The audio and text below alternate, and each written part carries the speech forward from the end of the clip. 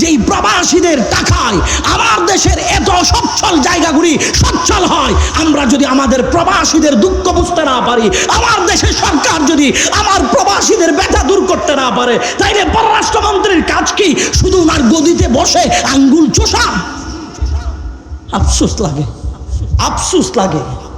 কোনো ধরনের ডিজিটাল প্রযুক্তি নাই, সরঞ্জাম নাই, সহজেই তাদেরকে ডিজিটাল পাসপোর্ট করে দেওয়ার মতো। আগের সেই অ্যানালগ ম্যানুয়ালি পাসপোর্ট নিয়ে তারা ভোগান্তির মধ্যে পড়ে আছে। প্রবাসীরা আন্দোলন করছে, কাজ হচ্ছে না। কিন্তু আমরা দিন শেষে দেখি কি কয়, না সব ঠিক, অনেকটা এগিয়ে যাচ্ছে, শান্তিতে দেশের মানুষ বসবাস করছে। ভাই এই বলেন ওই বলেন, কারো পক্ষে বিপক্ষে নয়, চলমান যেই পরিস্থিতি সেগুলো নিয়ে কথা বলছি। কারণ আমরা কোনো দলের বিরুদ্ধে না।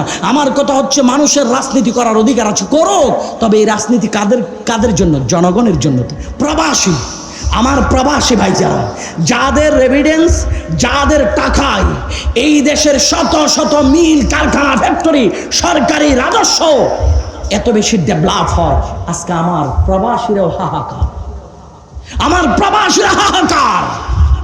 পররাষ্ট্র মন্ত্রণালয়ের কোন ধরনের পদক্ষেপ নাই।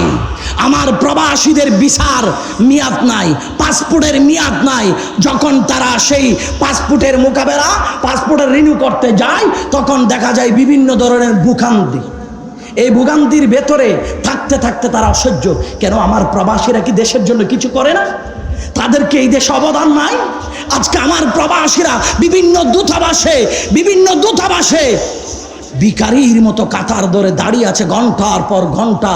কারো একামার মেয়াদ নাই, ডেট নাই, অথচ তার পাসপোর্ট ডিজিটাল পাসপোর্ট না হওয়ার কারণে তাকে অবৈধ ঘোষণা দিচ্ছে, ধরতে পারলে পুলিশ হেফাজতে নিচ্ছে, না হয় দেশে পাঠাই দিচ্ছে। কেন? আমার দেশের পররাষ্ট্র মন্ত্রণালয়ের কাজটা কি বলেন?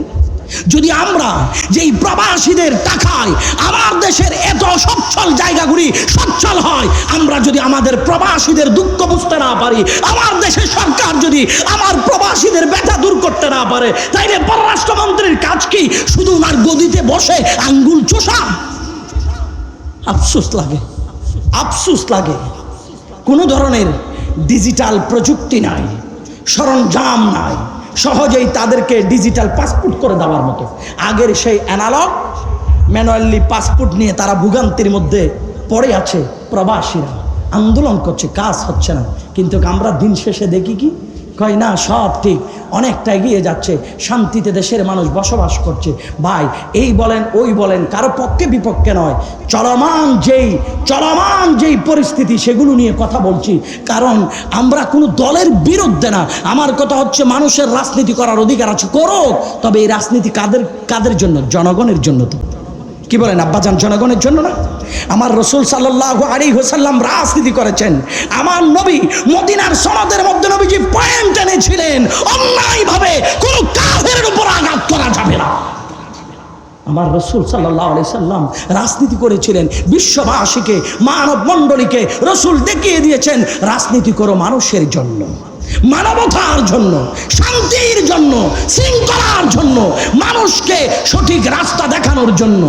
আজকে আমরা কোথায় আছি বলেন? শুধুমাত্র আজকের মাহফিল থেকে আমার অনেক মিডিয়ার ভাইয়ের আসছে, তো আমি তাদের মাধ্যমে একটা কথা এই দেশের সরকার পর্যন্ত পৌঁছাইতে চাই। এটা হলো আপনার কাছে